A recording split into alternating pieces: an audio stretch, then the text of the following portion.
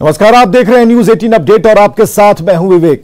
बिहार की सियासत का नया एंगल क्या है, इसे जानने की कोशिश करते हैं। एंगल यह है कि सीएम नीतीश कुमार से उपेंद्र कुशवाहा ने मुलाकात कर ली। 2 दिसंबर को दोनों नेताओं ने मुलाकात की। एक अणेमार्ग आवास पर दोनों नेताओं की मुलाकात हुई और बहुत ही जल्द नए राजनीतिक समीकरण की एक उम्मीद दिखाई यहां पर दे रही है। 2 दिसंबर को 2 दिग्गज मिले हैं। आनंद अमृतराज हमारे साथ हैं, जुड़े हुए, उनसे बात करते हैं। आनंद, उपेंद्र कुशवाहा का नीतीश कुमार से मिलना क्या इशारा है और जो संभावित तस्वीर है वो क्या कहती है? देखिए विवेक, मैं अपने दर्शकों को ये भी बता दूं कि आपको याद होगा कि हम लोगों ने उपेंद्र कुशवाहा का एक इंटरव्यू लिया था और उस इंटरव्यू में उन्होंने साफ साफ नीतीश कुमार की तारीफ की थी और कहा था कि जो भी तेजस्वी के खिलाफ कुछ बोलेंगे तो मैं बर्दाश्त नहीं करूंगा। और उस इंटरव्यू का असर ये हुआ कि उसे एक अन्य मार्ग में भी देखा गया था और उस इंटरव्यू को देखने के बाद ही जेडीयू के प्रदेश अध्यक्ष ने भी धन्यवाद दिया था उपेंद्र कुशवाहा को।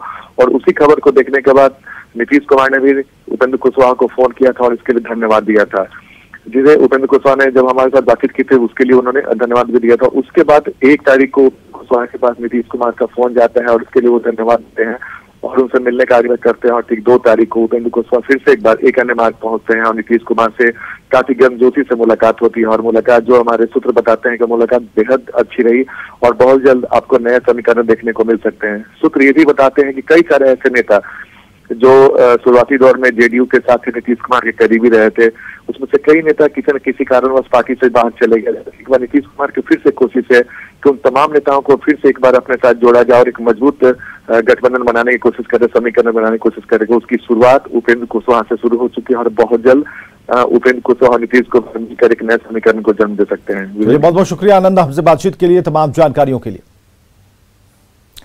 और इधर गांधी मैदान में धरने पर रोक के बाद आरजेडी के नेता गांधी मैदान के गेट संख्या 4 के बाहर धरने पर बैठ गए। नेताओं का आरोप है कि उन्हें धरने का नहीं बल्कि संकल्प लेने का प्लान बनाया गया था, लेकिन उन्हें अनुमति नहीं मिली। अनुमति नहीं मिलने से आरजेडी के नेता नाराज दिखे।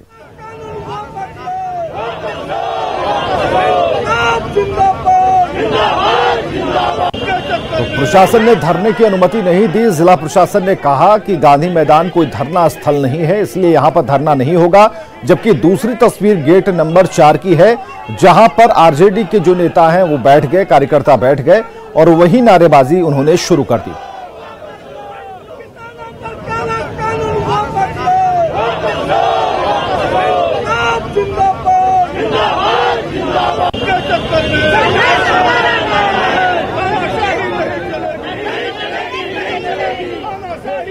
किसानों के हित और कृषि बिल के खिलाफ महागठबंधन का आज धरना है। गांधी मैदान के अंदर पहले यह धरना होने वाला था, लेकिन प्रशासन की तरफ से रोक लगाए जाने के बाद ठीक गेट नंबर 4 के सामने ये धरना शुरू हुआ है। और इस धरने में राजद नेता तेजस्वी यादव के अलावा कांग्रेस के भी नेता शामिल होंगे। कई प्रमुख नेताओं के शिरकत करने की संभावना जताई जा रही है। इस धरने में गांधी मैदान के अंदर प्रवेश की अनुमति नहीं थी तो बाहर बैठना पड़ा। बिल्कुल, कल परमिशन के लिए भी हमारी पार्टी की ओर से जो है गया था, लेकिन प्रशासन ने अनुमति देने का काम नहीं किया।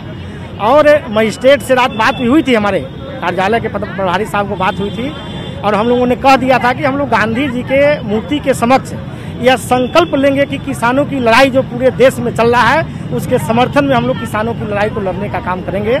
लेकिन जब सुबह मैं 8 बजे वहाँ पहुँचा, वहाँ जब हम दरी आदमी बिछवाने का काम कर रहे थे, प्रशासन के लोगों ने आकर मुझे मना करने का काम किया। मैंने लाख उनसे आग्रह किया कि नहीं, परमिशन के लिए हम लोग दिए हुए हैं, आप करने दें। हम लोग शांतिपूर्ण धरना करेंगे, अपनी आवाज को, हम मजदूर किसान की आवाज को हम बुलंद करना चाहते हैं। बिल्कुल बिल्कुल। प्रसन्न बाबू, क्या इशूज है? इशूज क्या?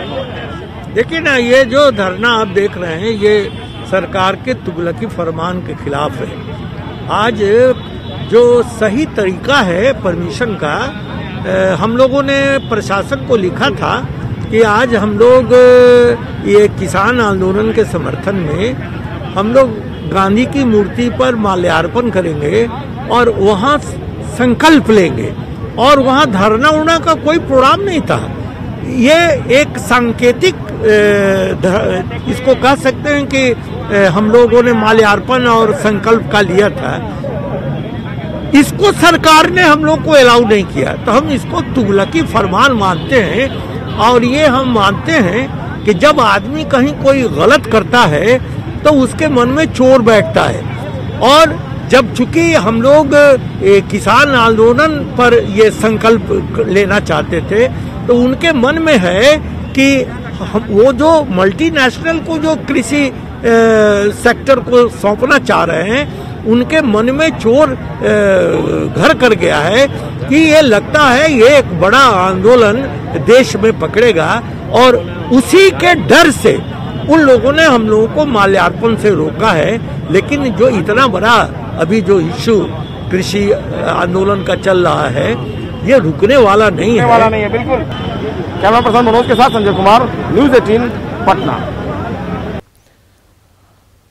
और जो तस्वीरें हमने आपको दिखाई और हमने वृषिण पटेल ने जो कुछ कहा वो हमने सुनाने की कोशिश की, लेकिन संजय इस वक्त हमारे साथ जुड़े हुए हैं। अभी क्या चल रहा है ये भी जानने की कोशिश करते हैं। संजय, जो तस्वीरें बता रही हैं उसमें कई बातें कही गई, लेकिन कहा जा रहा है कि हम सिर्फ माल्यार्पण करने जा रहे थे, संकल्प लेने जा रहे थे, लेकिन उससे भी रोक दिया गया, जबकि जिला प्रशासन का यह कहना है कि ये धरने पर बैठने जा रहे थे। तो यहां पर कुछ बातें कही नहीं गई और समझ ली गई, ऐसी कुछ बात हुई है? देखिए, दरअसल कल तेजस्वी यादव ने कहा था कि वहां पर धरना का ही कार्यक्रम है। आज नेता भले यहाँ जो कुछ कहें, लेकिन जो पहले से प्रस्तावित कार्यक्रम है वो धरने का कार्यक्रम है। फिलहाल तेजस्वी यादव विवेक पहुंच गए हैं। देखिए, अफरा तफरी का माहौल है, काफी संख्या में उनकी तरफ कैमरे मुखातिब हैं और काफी भीड़ यहाँ पर इकट्ठी हो गई है। मीडिया पर्सन्स भी हैं, इसके अलावा जो पार्टी के दूसरे नेतागण हैं वो यहाँ पहुंच गए। अफरा तफरी का माहौल है ये, चूंकि अब देखिए जो कोविड-19 का ये दौर है, लेकिन किस कदर यहाँ उल्लंघन हो रहा है ये भी आप समझ रहे होंगे। जो मापदंड है उसका भी वायलेशन है, लेकिन अफरा तफरी का माहौल और धक्का मुक्की एक तरीके से यहाँ पर फिलहाल तेजस्वी यादव के आने के बाद कई नेता जो है वो पहुंच गए हैं। मैं कोशिश करूंगा आपको तस्वीर दिखाने की। कांग्रेस की तरफ से जो प्रदेश अध्यक्ष हैं वो पहुंच गए हैं। इसके अलावा अजीत शर्मा जो कांग्रेस विधायक दल के नेता हैं वो भी धरने पर पहुंचे हैं। सुरक्षा के लिहाज से उनके जो सुरक्षाकर्मी उन्होंने चारों तरफ से घेर लिया। मैं आपको दिखाने की कोशिश करता हूँ। तो भैया आप साइड होइए ना, हटिए ना थोड़ा सा। अरे वहाँ जाना है। तो अपार भीड़ यहाँ पर देखने को मिल रही है। गेट नंबर 4 राजधानी पटना, गेट नंबर 4 आपको दिखेगा इन तस्वीरों में। ये गेट नंबर 4 की तस्वीरें हैं, जहां पर एक बड़ा कार्यकर्ताओं का, आरजेडी कार्यकर्ताओं का कह सकते हैं, जिस महागठबंधन की रचना आरजेडी की तरफ से मजबूती से की गई थी, सारे नेता यहां पर मौजूद हैं और किसानों की बात करने के लिए मौजूद हैं, किसानों के साथ हैं, ऐसा इनका कहना है। गेट नंबर 1 पर पहले गांधी मैदान के गेट नंबर 1 पर इन्होंने अपनी दस्तक दी थी, वहां जिला प्रशासन ने इन्हें हटाया। अजीत शर्मा क्या कह रहे हैं, सुनते हैं। और जब तक ये एमएसपी पर सभी लोगों को किसान का धान नहीं बिकेगा, तब तक तो हम लोग को लड़ाई लड़ते रहेंगे। दल के नेता मदन मोहन झा, किस तरह का ये धरना है मदन मोहन झा जी? आज क्यों बैठे हुए आप लोग? हम लोग लोकसभा और राज्यसभा में जो किसान विरोधी 3 अध्यादेश लाया गया वो किसानों के हित में नहीं है, और आज किसान, बिहार के किसान आज यहाँ पर धरना पर बैठे हैं, हम लोग उनके समर्थन में हैं। लेकिन गांधी मैदान के अंदर था ये धरना, अनुमति नहीं गई यहाँ के। ये सरकार की दमनात्मक कार्रवाई है और मैं समझता हूँ उचित बात को उठाने के लिए और इस प्लेटफॉर्म को नहीं देना, कहीं से भी गैर कानूनी काम नहीं था, उसे देना चाहिए। अपनी बात रखने का हक हमारे अन्नदाता जो किसान हैं उनको देना चाहिए। बिल्कुल मदन मोहन झा जी बता रहे हैं किसानों के मुद्दे पर। फिलहाल तस्वीर देखिए विवेक, अगर आप देख पा रहे हैं तेजस्वी यादव जो है वो पहुंच गए हैं, धरने के बीच में हैं।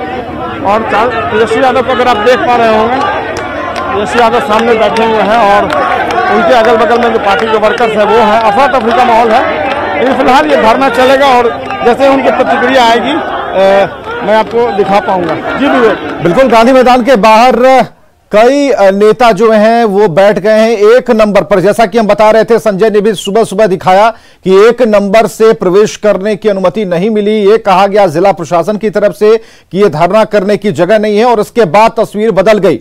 तस्वीर कैसे बदलती है? 2 घंटे के अंतराल पर ही एक तस्वीर और आती है जिसमें यह दिखता है कि गेट नंबर 4 पर एक बड़ी भीड़ इकट्ठी होती है, आरजेडी समर्थकों की, कांग्रेस समर्थकों की और अन्य पार्टियों की।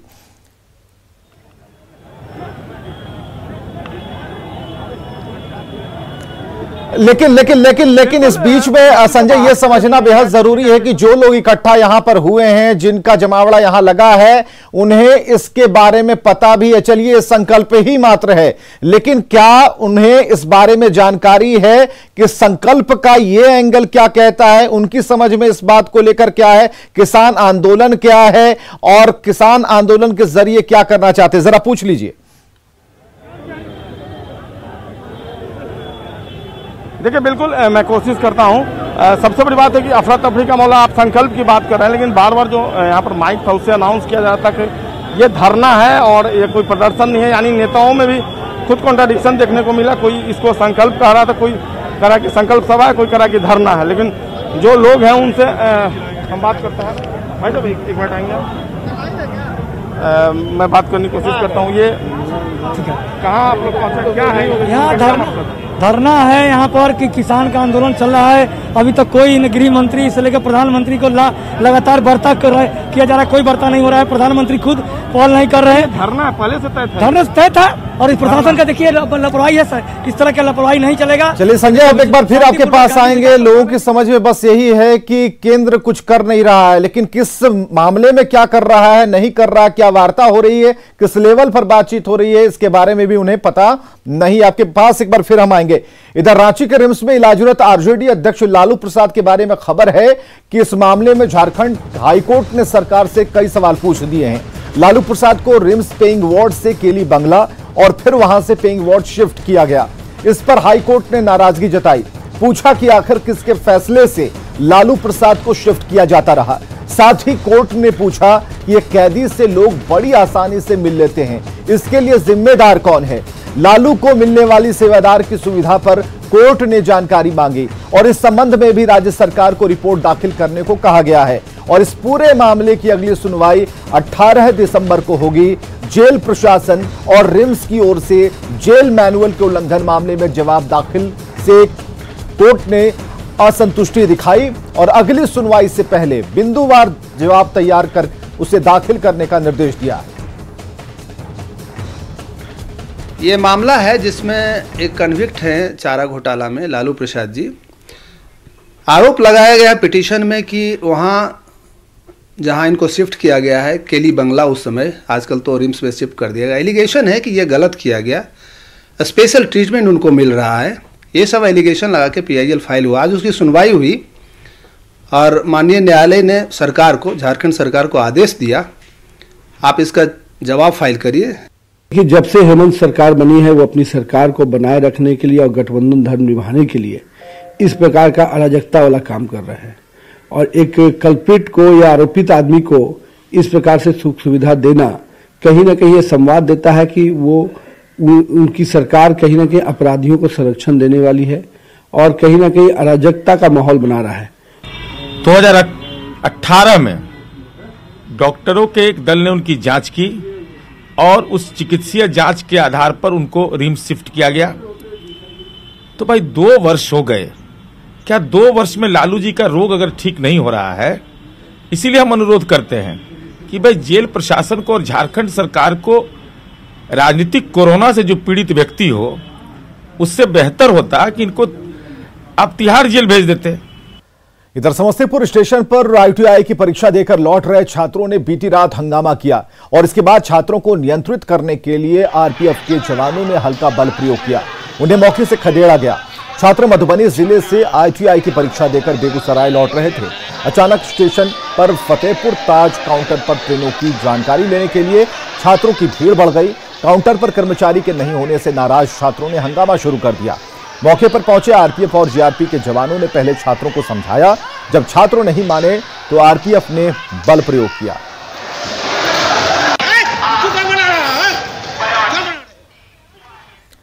बिहार में किसान सम्मान निधि योजना में फर्जीवाड़े की खबर बिहार के अलग अलग जिलों से आ रही है और इस योजना में उन लोगों को फायदा मिला जो इसके हकदार नहीं थे। खगड़िया में ऐसे 282 लोग सामने आए हैं जिन्होंने गलत जानकारी देकर इस योजना का लाभ उठाया। स्थानीय समाज सेवियों का कहना है कि आखिर अधिकारियों ने बिना जांच लोगों को पैसे दिए ही क्यों। हालांकि खगड़िया के कृषि विभाग का कहना है कि जिन लोगों ने गलत तरीके से पैसे लिए उनसे पैसा वसूला जाएगा।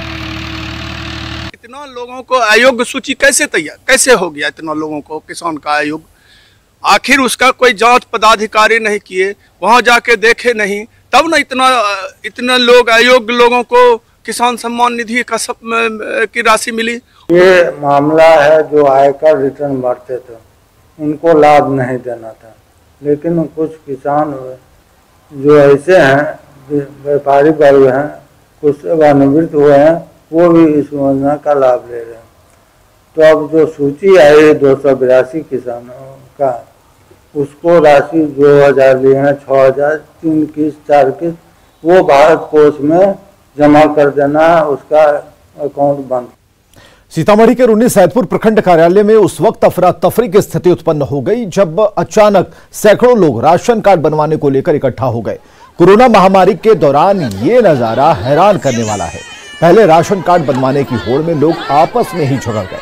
मास्क और सोशल डिस्टेंसिंग का तो लोगों ने ख्याल तक नहीं रखा। प्रखंड विकास पदाधिकारी धनंजय कुमार ने स्थानीय थाने की मदद से भीड़ पर काबू किया और इस दौरान पुलिस को बल का प्रयोग करना पड़ा।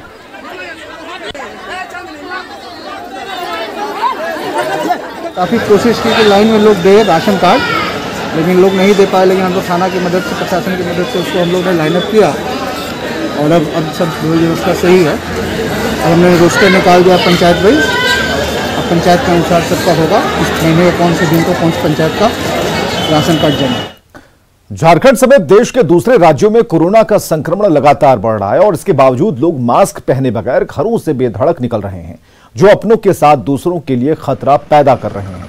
सुप्रीम कोर्ट ने भी इस पर गंभीर टिप्पणी करते हुए इतना तक कहा कि मास्क पहनकर नहीं निकलने वाले दूसरों के मौलिक अधिकार का हनन कर रहे हैं।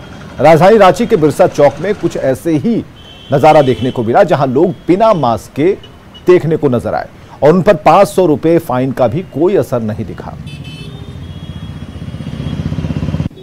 अभी हमें राजधानी रांची के बिरसा चौक पे हम आपको दिखाते हैं कि रियलिटी क्या है। लोग अभी भी मास्क पहन करके नहीं निकल रहे हैं, जिसके कारण से राजधानी रांची में लगातार कोरोना संक्रमण का खतरा एक बार फिर बढ़ता जा रहा है। मास्क नहीं पहने हैं, अरे यार लगातार ये संक्रमण बढ़ता जा अच्छा रहा है। छोड़ दीजिए, आज भर छोड़ दीजिए ना, आज भर छोड़ दीजिए ना। जहाँ खरीदने जा रहे हैं, अरे यार खरीदने जा रहे हैं, अभी गंदा था तो नहीं पहने। अभी तुरंत मास्क लगाए थे, पैकेट में रखे हैं मास्क। पॉकेट में मास्क रखने से क्या फायदा जब आप लगाएंगे नहीं, अपने साथ साथ दूसरों को भी खतरा दे रहे हैं। ठीक है, मास्क क्यों नहीं पहनते हैं आप लोग? मास्क पहने हैं सर, मास्क पहने हैं। कहाँ है मास्क? ये रुमाल है तो रुमाल से बांध लिया। लगातार ये कहा जा रहा है। आज धोए जानते हैं क्यों मास्क पहनना चाहिए? नहीं, आज धोए थे सर, इसीलिए नहीं लगा मास्क। क्यों पहना जाता है मालूम है आपको? हाँ, कोरोना वायरस के चलते अपनों के साथ साथ दूसरों को बचाने सुविधा होना चाहिए। भूल गए हैं यार, थोड़ा दूसरा तरफ गए थे। जानते हो क्यों मास्क पहनना चाहिए? क्या कारण? कोरोना है करना है। मास्क क्यों नहीं पहने हैं? मैं अभी ये लग रहा था ना, इसी कल तक। क्या लग रहा था? मास्क एनी टाइम पहनते जी, हम एनी टाइम चाहिए ना। क्यों पहनना चाहिए? अपना सुरक्षा के लिए और दूसरों के लिए नहीं, सबके लिए। तो ये हाल है राजधानी रांची के बिरसा चौक का, जहां पे रियलिटी चेक करने की हम लोगों ने कोशिश की है। हालांकि सरकार के द्वारा लगातार ये कोशिश की जा रही है और अवेयरनेस के साथ साथ बाकायदे फाइन करने की भी व्यवस्था की गई है कि जो भी मास्क पहन करके नहीं आएंगे तो उनको फाइन किया जाएगा। आप बताइए, जो आप लोग अवेयर नहीं करते हैं क्या? हम लोग करते हैं, फाइन भी करते हैं। कितना फाइन है आप लोग? हम लोग का 500 फाइन है इसका। 500 रुपये? हाँ। तो ये सरकार के द्वारा तैयारियां की गई हैं और बाकायदे 500 रुपये का फाइन भी किया जाता है। इसके बावजूद भी लोग सुधरने का नाम नहीं ले रहे हैं और लगातार इस संक्रमण के दौर में कोरोना से बचाव के लिए मास्क नहीं पहन करके घर से बाहर निकलना कहीं न कहीं अपनों के साथ साथ दूसरों के लिए वो खतरा उत्पन्न कर रहे हैं। कैमरा पर्सन केडी के साथ भुवन किशोर झा, न्यूज 18 रांची। और बिहार में ठंड के साथ साथ कोहरे का असर हवाई सेवा पर पड़ा है, जिससे यात्रियों की परेशानी बढ़ गई है। अहमदाबाद और दिल्ली से आने वाले स्पाइस जेट विमान को घने कोहरे की वजह से डाइवर्ट किया गया। कोलकाता एयरपोर्ट पर विमान को तत्काल लैंडिंग कराया गया और इससे पहले मुंबई से दरभंगा आने वाले स्पाइस जेट के विमान को पटना में डाइवर्ट कर लैंड कराया गया। पटना एयरपोर्ट का जायजा लिया हमारे सहयोगी रजनीश कुमार ने।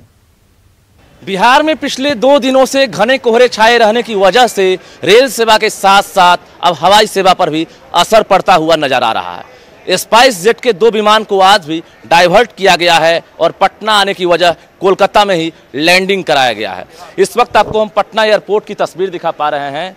जो लंबी दूरी की यात्रा करने वाले जो यात्री हैं, घंटों इंतजार करने के बाद पटना पहुंचने लगे हैं। सुबह 11 बजे से पहले कोई भी फ्लाइट नहीं पहुंच पा रही है। ऐसे में अगर बात करेंगे, पिछले 2 दिनों पहले भी दरभंगा आने वाली जो फ्लाइट है, यानी जो मुंबई से दरभंगा आने वाले जो स्पाइस जेट के विमान है, उसको भी पटना में ही एयरपोर्ट पर लैंडिंग कराया गया था। दरभंगा नहीं पहुंच पाया था, जबकि जो पटना आने वाली आज की जो फ्लाइट है उसको कोलकाता में ही डाइवर्ट करके लैंडिंग कराया गया है। मौसम विभाग की माने तो अगले 2 दिनों में और घने कोहरे छाए रह सकते हैं, जिसकी वजह से जो रेल सेवा है साथ ही हवाई सेवा है वो प्रभावित हो सकता है। कैमरामैन अजय दुबे के साथ रजनीश कुमार, न्यूज़ 18 पटना।